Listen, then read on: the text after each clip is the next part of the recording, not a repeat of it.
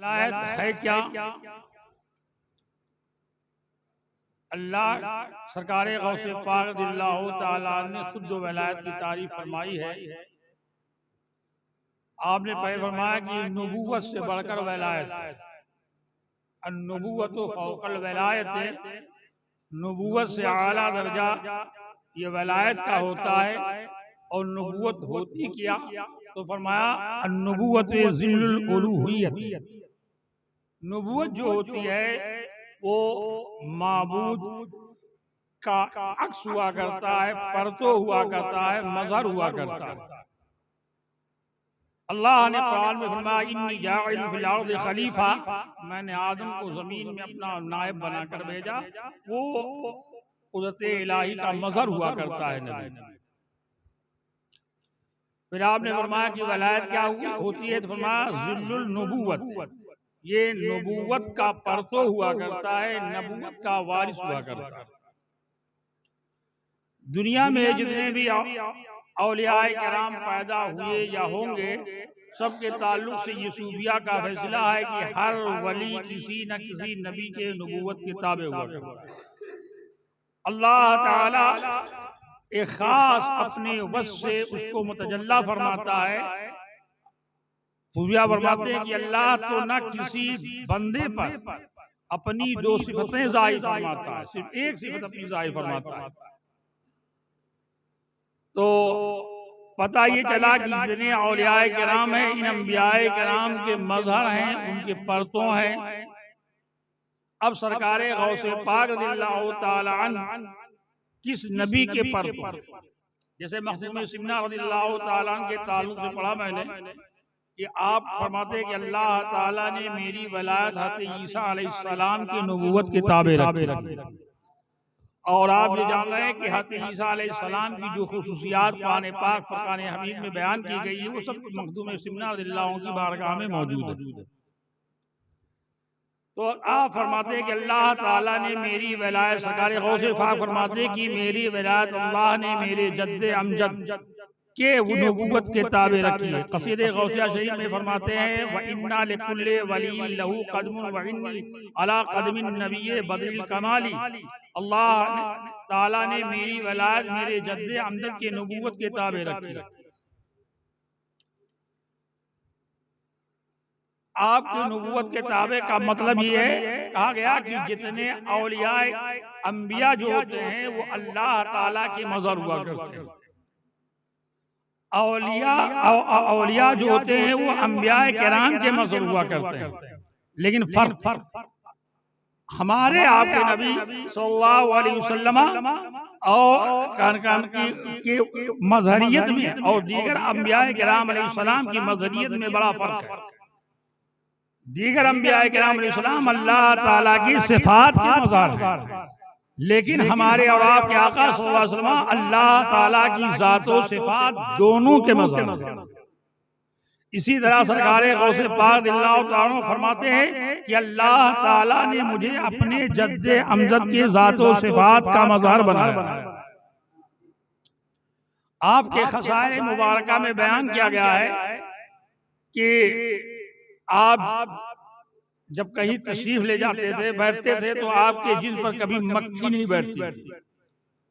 آپ جب استنجا فرماتے تھے تو آپ کے بول و براز میں بو نہیں آتی تھی اور زمین فوراً چھپا لیتی تھی۔ کسی نے پوچھا کہ سرکار یہ سب چیزیں تو حضور سرور عالم صلی اللہ علیہ وسلم کی خصوصیت تھی کہ نہ آپ کے جسم پر کبھی مکھی بیٹھی، نہ آپ کے بول و براز میں بو آئی، تو آپ نے جوش میں فرمایا کہ بخدا یہ وجود عبد القادر کا نہیں بلکہ جد امجد ہی کا وجود ہے۔ مطلب یہ کہ میں فنا فی رسول ہوں، فنا فی رسول ہوں۔ اسی طرح آپ فرماتے ہیں جیسے سرکار نے فرمایا طوبی لمن رآنی وطوبی لمن رآ من رآنی وطوبی لمن رآ من رآ من رآنی، تین درجے کے لیے فرمایا تھا۔ ایسے آپ فرماتے ہیں کہ خوشخبری ہے اس شخص کے لیے جس نے مجھے دیکھا اور میرے بعد میرے دیکھنے والوں کو جس نے دیکھا۔ یہ اللہ تعالیٰ نے آپ کو حضور کا مظہر اتم اور کامل بنایا۔ اب ایک قاری صاحب نے شیخ سرکار اعظم کو پڑھا اب وہ تو شیخ مجھے کہ اس میں یہ سرکار آپ فرمانا چاہتے ہیں کہ سرکار غوث پاک رضی اللہ تعالی وردہ عنہ یہ مظہر خدا اللہ تعالیٰ کے مظہر ہیں، صفات کے مظہر ہیں. انبیاء اولیاء کرام یہ ذات الہی کے نہیں صفات کے مظہر ہوا کرتے ہیں. جیسا میں نے بھی بیان کیا کہ اللہ تعالیٰ ہر ولی پر اپنے کسی نہ کسی صفات سے مزین فرماتا ہے. اسی لیے کہا گیا ہے کہ حضرت غوث پاک رضی اللہ تعالیٰ عنہ اپنے ماں کے شکم میں کب آئے؟ ان اوقات میں آئے، ان گھڑی میں آئے جن گھڑیوں میں انبیاء کرام علیہ السلام اپنی سن میں اپنی ماں کے شکم میں آیا کرتے تھے کہ جب ستارہ منزل سعد میں ہوا کرتا تھا. سن 471 ہجری میں آپ کی پیدائش. آپ کی پیدائش سے پہلے تو اولیاء کرام نے خوشخبریاں سنائی. سید الطائفہ جنید بغدادی رضی اللہ تعالیٰ عنہ اور ان سے پہلے امام الصوفیہ امام حسن بصری رضی اللہ تعالیٰ عنہ. امام حسن بصری رضی اللہ تعالیٰ عنہ کی ذات وہ ذات ہے جنہوں کہہ دو اقرا مشکات نبوت سے فیض پایا ہے. آپ کی والدہ محترمہ حضرت ام سلمہ رضی اللہ تعالیٰ عنہ کی والدہ تھی. جب حضرت ام سلمہ کی ضرورت کے لیے آپ کی والدہ محترمہ باہر جایا کرتی تھی تو حضرت ام سلمہ اپنی پستان مبارک آپ کے منہ میں ڈال کر آپ کو آنسو کی تسلی دلاتی تھی اور سرکار سے فیضیاب تھی حضرت ام سلمہ رضی اللہ تعالیٰ عنہ. وہ ذات تھی خود آپ نے خوشخبری سنائی. سرکار غوث پاک رضی اللہ تعالیٰ عنہ آپ حضرات نے سنا ہے مشہور ہے کہ شکم مادر ہی میں 17 پارہ حفظ کر لیا تھا. پھر 18 سال کی عمر ہوئی تو بغداد میں طلب علم کے لیے آئے. اپنے زمانے کے بہت بڑے بزرگ بھی ہیں، بہت بڑے عالم.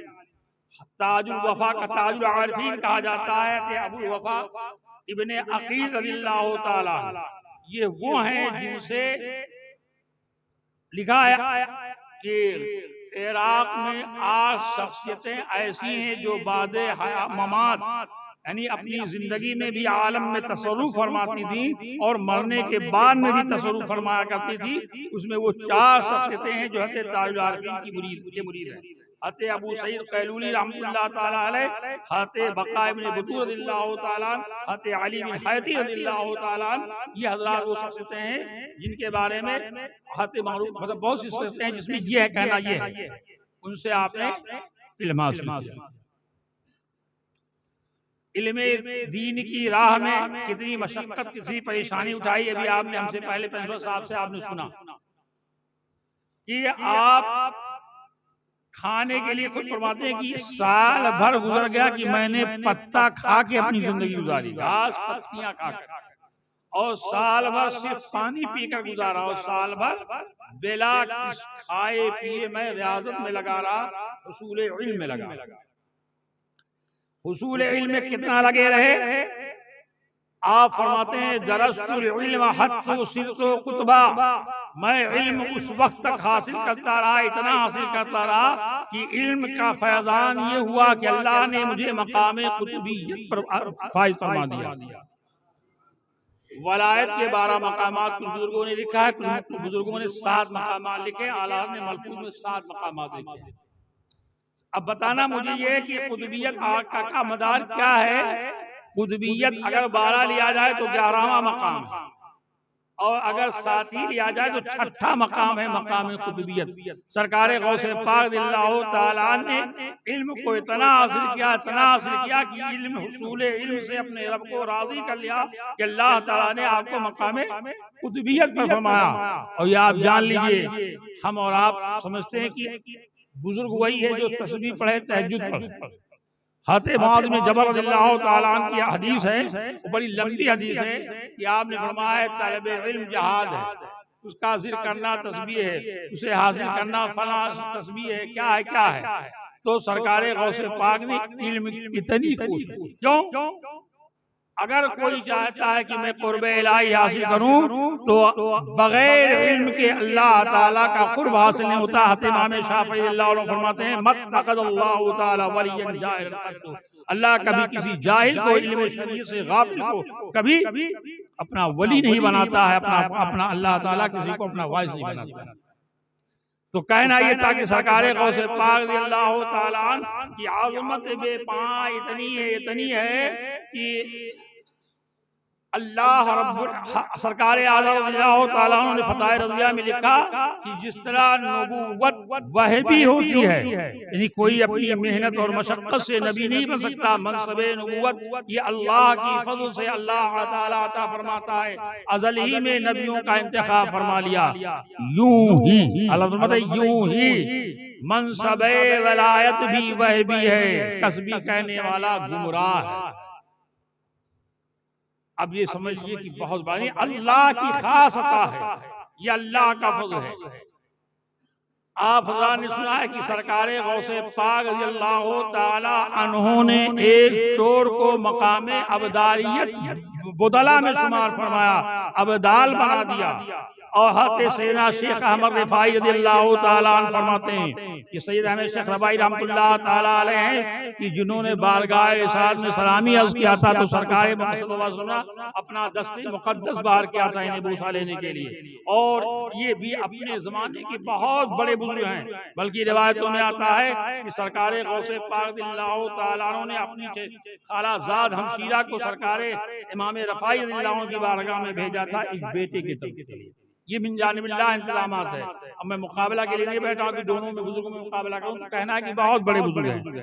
حضرت امام رفاعی رحمۃ اللہ علیہ سرکار اعلیٰ رضی اللہ عنہ طرد الافاعی میں لکھتے ہیں، جس کا ترجمہ حضرت غوث اعظم سے لکھا ہوئی کتاب مل رہی ہے، کہ حضرت سید احمد کبیر رفاعی رضی اللہ تعالیٰ عنہ فرماتے ہیں، اور آپ کے بیٹے کوئی نہیں تھے، آپ نے اپنے بھانجوں سے فرمایا تھا کہ اللہ تعالیٰ نے یہ وعدہ لیا ہے اولیاء کرام سے کہ جب کوئی بغداد جائے اگر عبد القادر حیات میں ہوں تو ان سے ملاقات کرے، ان سے فیض حاصل کرے، اور عبد القادر وصال کر جائے، دنیاوی زندگی سے پردہ پوش فرمائیں تو ان کے مزار پر پہنچ کر ان کے قبر کی زیارت کر کے فیض حاصل کرے، ورنہ اللہ تعالیٰ ان سے ولایت سلب کر لے گا، ولایت چھین لے گا۔ اور سرکار غوث پاک رضی اللہ تعالیٰ عنہ کو بھی اللہ نے یہ قدرت عطا فرمائی تھی کہ آپ ولایت سلب فرما لیتے تھے، یہ قدرت اللہ تبارک و تعالیٰ نے دی تھی۔ بلکہ ایک بہت بڑے عالم حضرت علامہ عبد القادر البری رحمۃ اللہ تعالیٰ علیہ سرکار غوث پاک کے فضائل میں بڑے بڑے جلیل القدر جو ولایت کے آفتاب و ماہتاب ہیں، ان لوگوں نے آپ کی شان میں قصیدے لکھے ہیں اور کہے ہیں۔ یہ حضرت علامہ عبد القادر البری رحمۃ اللہ تعالیٰ علیہ نے لکھا کہ جب بندہ اللہ کی بارگاہ میں دعا کرتا ہے کہ اللہ تعالیٰ جب اللہ تعالیٰ کسی بندے کو مقام ولایت پر فائز فرمانا چاہتا ہے تو اللہ رب العزت اپنے محبوب کی کلہم یطلبون رضائی وانا اطلب رضاک یا محمد کی کائنات تو اللہ کی رضا چاہتی کہ لیکن اللہ اپنے محبوب کی رضا چاہتا ہے، تو رب قدیر سرکار کی بارگاہ میں فرشتے کو بھیجتا ہے کہ جاؤ پوچھو میرا محبوب اگر اس بندے کی ولایت سے راضی ہے تو اسے مرتبہ ولایت پر فائز کیا جائے۔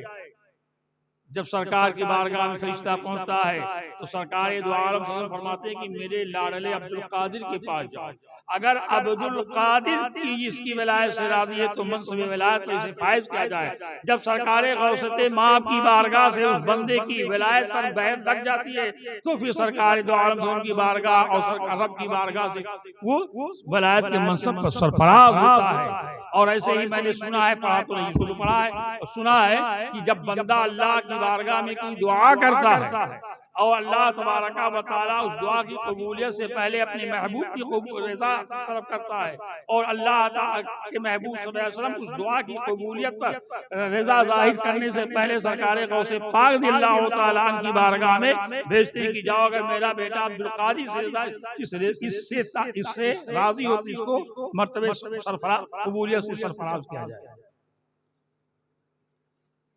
یہ مقامات اللہ رب العزت نے، بلکہ میں نے جلدی پڑھا حضرت علامہ عبد القادر البری رحمۃ اللہ علیہ کتاب جو ہے تفریح الخاطر فی مناقب عبد القادر کہ سرکار سیدنا اویس قنی رضی اللہ تعالیٰ عنہ کا بہت بڑا مقام ہے، اتنا بڑا مقام ولی میں منصوص نہیں ہے۔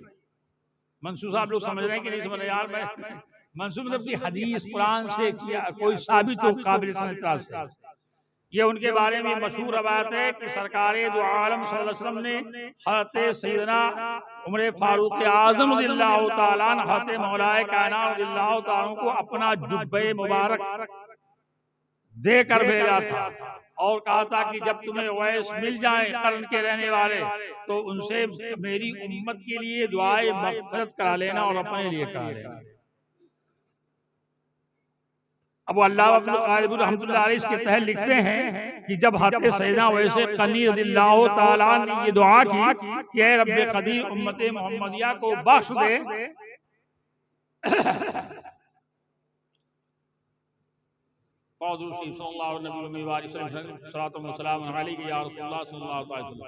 تو کہتے ہیں کہ جب حضرت سیدنا اویس قرنی رضی اللہ تعالیٰ عنہ نے سرکار رب کی بارگاہ میں یہ دعا کی تو ندا آئی کہ اے اویس، آپ کی دعا کی برکت سے امت محمدیہ کے 20 لوگوں کو بخشا جا رہا ہے۔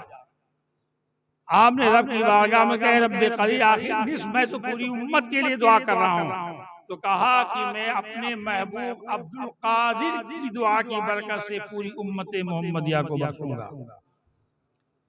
رب کی بارگاہ میں یہ مقامات سرکار غوث پاک رضی اللہ عنہ کے تھے۔ کرامتیں بے شمار ہیں، فضائل بے شمار ہیں۔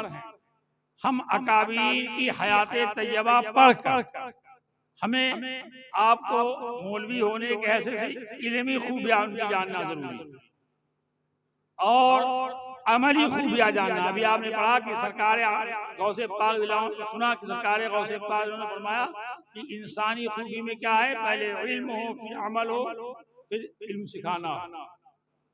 سرکار غوث پاک رضی اللہ تعالی عنہ کا علم کتنا تھا؟ آپ حضرات اس زمانے کی جو بڑے بڑے علماء، یہ طالب علم جن کو میں نے بتایا، یہ اتنے بڑے عالم تھے کہ انہوں نے ایک کتاب تفصیل لکھی ہے 700 جلدوں میں، جنہیں ابن عقیل کے نام سے مشہور کیا جاتا ہے۔ 700 جلدوں میں انہوں نے کتاب لکھی ہے اس وقت کے 700 جلدوں میں۔ اب آپ سوچیں جس زمانے میں لکھنا پڑھنے کے نہ کاپی نہ کاغذ نہ قلم، لیکن کہنا یہ مجھے کہ حضرت تاج العارفین اس زمانے میں تھے جنہوں کے پاس اتنا علم تھا، لیکن سرکار غوث پاک رضی اللہ اور حضرت ابھی آپ نے سنا علامہ جوزی، علامہ جوزی وہ ذات ہے، علامہ ابن جوزی نے کہا کہ جہاں آپ سے فرمایا کہ اس میں ایک لائبریری تھی، 6000 کتابیں تھیں اور 6000 کتابوں کا میں نے مطالعہ کیا۔ انہوں نے اپنے بیٹے کو ایک نصیحت لکھی، کہا تمہیں دنیا میں نہ کسی چیز کے تجربہ کی ضرورت ہے اور نہ تمہیں کسی دوسرے کی کتاب کی پڑھنے کی ضرورت ہے۔ اگر تم نے میرے تجربات پر اور میرے بتائے ہوئی کتاب لکھی ہوئی باتوں پر عمل کر لیا تو دنیا کے تمام علوم سے تم بے نیاز ہو۔ اس زمانے میں سرکار غوث پاک رضی اللہ تعالی عنہ کے علم کا وہ ڈنکا بولتا تھا کہ حضرت امام نووی رحمۃ اللہ علیہ نے لکھا کہ علم کی آخری حد جو ہوتی ہے غوث پاک نے اسے پا لیا۔ ہم آپ نہیں کہہ رہے ہیں، اور امام نووی کی ذات کتنی مسلم ہے کہ مسلم شریف جو بخاری کے بعد سب سے اعلیٰ درجہ اس کا حاشیہ، سب سے معتبر حاشیہ مانا جاتا ہے۔ تو کہنا یہ ہے کہ حضرت سرکار غوث پاک رضی اللہ تعالی کے علمی مقام ہے۔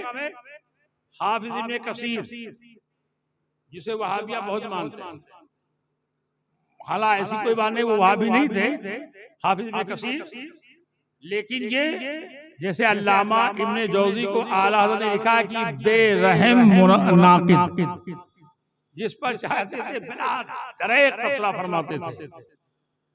علامہ ذہبی، یہ جو بہت الاسرار شریف ہے سرکار اعلیٰ کے ملفوظات ہیں نا، اس کے جو مصنف ہے علامہ ابو الحسن سنتونی رحمۃ اللہ تعالی علیہ کے شاگرد، انہوں نے تھوڑا کہیں لکھا ہے تو اعلیٰ حضرت نے علامہ ذہبی کے تعلق سے لکھا، انہیں کیا پتہ چلے مقام ولایت اور معرفت جنہوں نے سطور میں اپنی زندگیاں کھو بیٹھی۔ ظاہری حالات میں جنہوں نے اپنی زندگی گزاری ہو. تو میں کہنا جو رہا تھا کہ سرکار غوث پاک رضی اللہ تعالیٰ کے بارے میں آپ نے ابن کثیر، امام نووی وغیرہ نے لکھا، اور ابھی آپ نے سنا اپنے صاحب سے کہ فتح یہ ہوا یتکلم فی ثلاثۃ عشر علم، کہ وہ جب گفتگو فرماتے تھے تو بائی وقت 13 علوم پر گفتگو فرماتے تھے. اسی لیے اس زمانے میں سرکار غوث پاک کی محفل میں 400 حضرات بیٹھ کر دوات قلم لے کر آپ کے مسائل لکھا کرتے تھے، اور جتنی سرعت اور تیزی کے ساتھ آپ مسائل لکھاتے تھے اس زمانے کے اتنے بڑے بڑے علماء جن کا بھی آپ نے نام سنا سب حیران رہ جاتے تھے.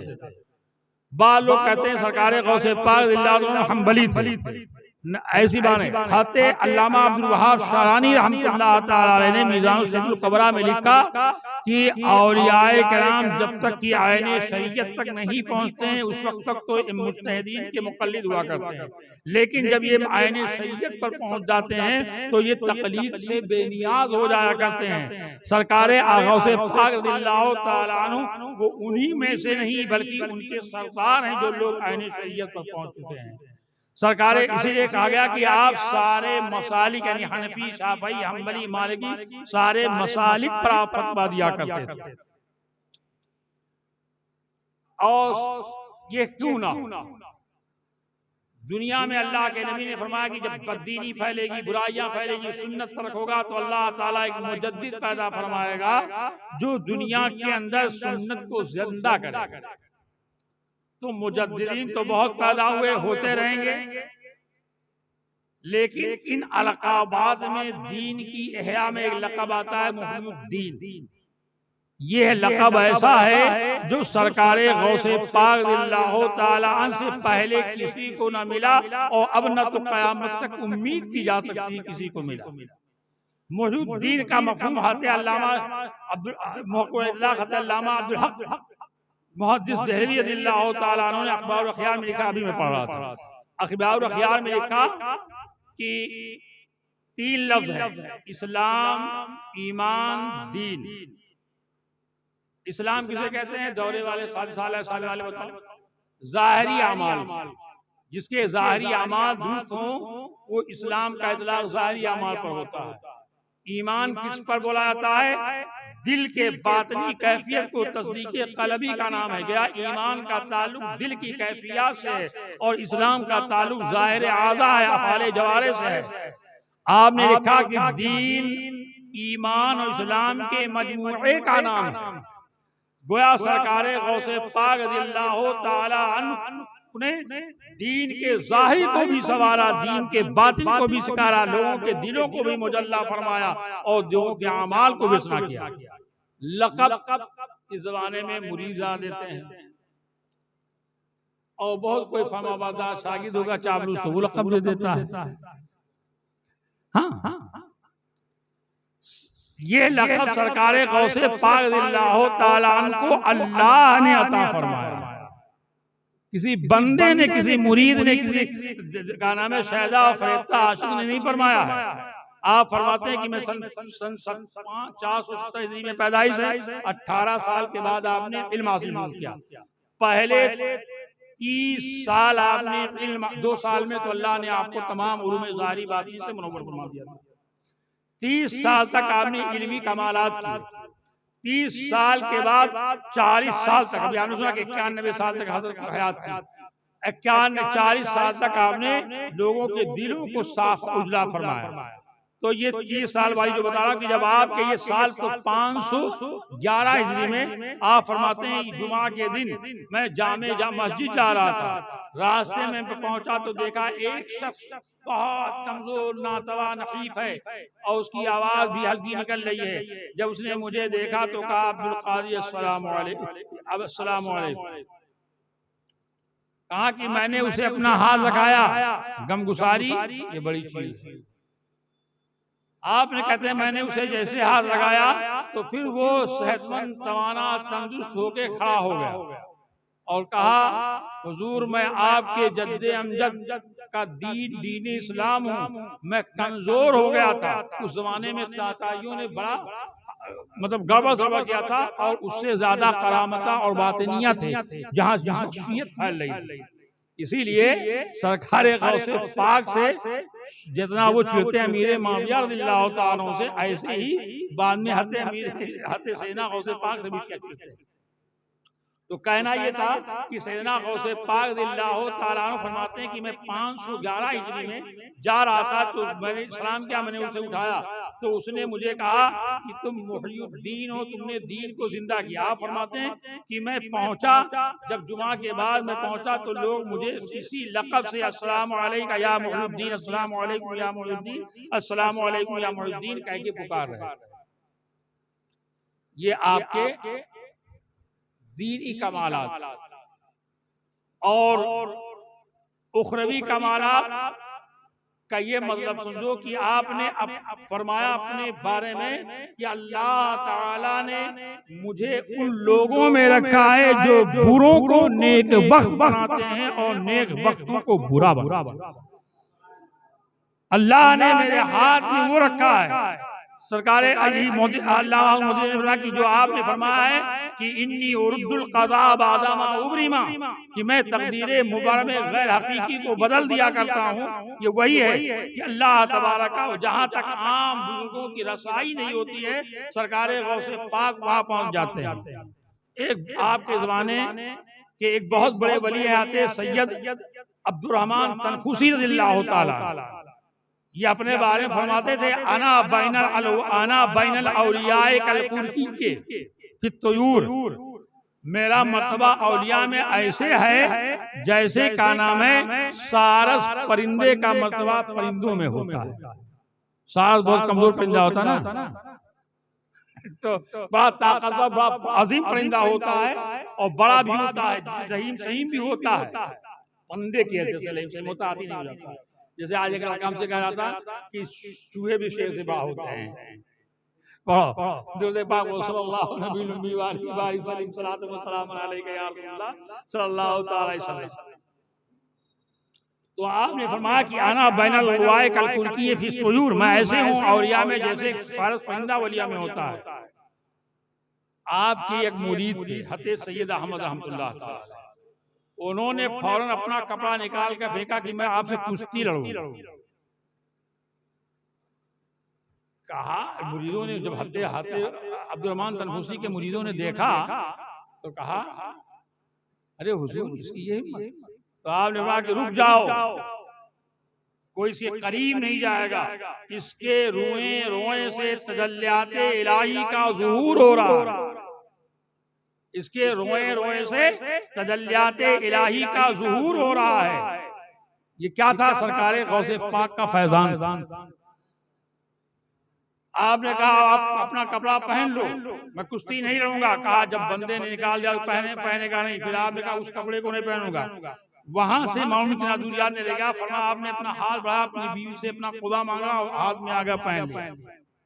کہا آخر تم اتنے جلال میں کون تھے؟ کس نے کہا میرے شیخ کے زمانے میں تم بولتے ہو کہ میں پرندوں کا سردار ہوں، ولیوں کا سردار ہوں۔ کہا تم کہا کس کے مرید ہو؟ کہا میں عبد القادر کا مرید ہوں۔ کہا میں نے کبھی ان کو مقام مکے اولیاء کی محفل میں دیکھا نہیں۔ پھر آپ نے اپنے چند مریدوں کو تحفہ دے کر سرکار غوث پاک کی بارگاہ میں بھیجا۔ ادھر سے حضرت سرکار غوث پاک رضی اللہ عنہ نے جانا اور آپ نے اپنے مریدوں کو بھیجا اور جا کے ان سے کہا کہ کہہ دو، پہلے آخر کا شعر انا الجیلی والمقدہ مقامی، فرمایا انا الجیلی والمقدہ مقامی وعلی اعناق الرجال واقدامی علی اعناق الرجال او کما قال، کہا کہ میں وہ ہوں جنہیں مقام مقدہ حاصل ہے۔ مقدہ سمجھانا آپ، تو آپ نے فرمایا فرمائیے اقدامی علی عنق الرجال، یہ مرد کامل کے گردنوں پر میرا پیر، ابھی اس کو بھی بتاتا ہوں۔ تو کہہ رہا کہ یہ ایک حضرت سرکار غوث پاک رضی اللہ تعالی وارضہ عنہ کہ یہ مرید تھے۔ سرکار غوث پاک نے بھیجا اور کہا جا کے ان سے کہہ دینا کہ جو صحن میں بیٹھا ہوتا ہے اسے بارآمدے والوں کی خبر نہیں ہوتی، اور جو بارآمدے میں بیٹھا ہوتا ہے اسے حجرے میں بیٹھنے والوں کی خبر نہیں ہوتی ہے، اور جو حجرے میں بیٹھتا ہے اسے مقام خاص میں اسے اطلاع نہیں ہوتی۔ اور بتا دینا کہ تمہیں فلاں وقت قطبیت کا تاج پہنایا گیا تھا، اس تاج پر نقش اخلاص مزین تھا، وہ تاج پہلانے والا عبد القادر ہی تھا۔ اور فرمایا کہ میں مقام مقدہ میں رہتا ہوں، تم دالان میں رہتے ہو، تمہیں کیا پتا کہ مقام مقدہ والا کون ہے؟ میری ہی ہاتھ سے اللہ تعالیٰ ولایت تقسیم فرماتا ہے۔ اور یہ صحیح ہے، اللہ رب العزت نے اللہ اپنے نبی سرور عالم صلی اللہ تعالی وسلم کو اپنا نائب و مظہر بنایا۔ اللہ تعالیٰ نے کی اس دنیا میں، اے مولی صاحب نائب سمجھ بن کے دی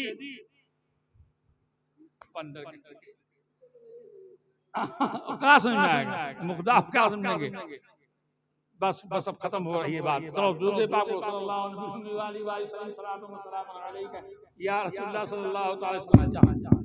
خیر ٹھیک صحیح یہ کہہ رہا تھا کہ سرکار غوث پاک اللہ تعالیٰ اس مقام پر پہنچے تھے کہ جہاں عام کسی اولیاء کرام کی گنجائش نہیں ہوا کرتی تھی۔ سرکار نے اپنے بارے میں فرمایا ہے لی ما اللہ وقت لا یسعد فیہ ملک نبی ولا مرسل ولا ملک مقرب۔ اللہ رب العزت کے ساتھ مجھے خاص ایسا وقت ملتا ہے جس میں نہ کسی نبی کی گنجائش نہ کسی فرشتے کی گنجائش۔ اور علامہ عبد القادر نے تو اس کے تحت یہ بھی لکھا، کیا لکھا کہ جب سرکار معراج پر تشریف لے گئے تو فی مقعد صدق عند ملیک مقتدر، وہاں حضرت سیدنا اویس قرنی رضی اللہ تعالیٰ عنہ کی روح پاک تھی اور بڑے خراٹے لے رہی تھی، زور زور ناک بول رہی تھی۔ رب کی بارگاہ میں آپ نے مجھے کون کہا یہ اویس قرنی کی روح ہے جو مقعد صدق میں پہنچ کر یہ خراٹے لے رہی ہے۔ وہاں حضرت مقعد صدق میں تو حضرت اویس قرنی تھے اور مقام دنا فتدلی پر سرکار غوث پاک کی روح پاک موجود تھی۔ تو یہ مقام والا ہے۔ بس ہماری اور آپ کی نیک بختی ہے کہ اس ذات کی جانب منصور ہیں، کیونکہ آپ کا فرمان ہے من تسمى لیا ومن تسبع الیہ تسمى لیا قبل اللہ تعالی، کہ جس نے اپنے آپ کو میری جانب منصوب کیا یا میرے نام پہ اپنا نام رکھا۔ اللہ تعالی وعدنی، اللہ تعالیٰ نے مجھ سے یہ عہد اور وعدہ فرما دیا ہے کہ کسی میرے چاہنے والے کو جہنم میں داخل نہیں فرمائے گا، اور موت سے پہلے اگرچہ وہ کسی بری راہ پر ہوگا اللہ توفیق دے گا توبے کی۔ اللہ تعالیٰ ہم لوگوں کو دامن غوث سے وابستہ رکھے، آمین یا رب العالمین۔ وآخر دعوانا رب العالمین۔ السلام علیکم ورحمۃ اللہ وبرکاتہ۔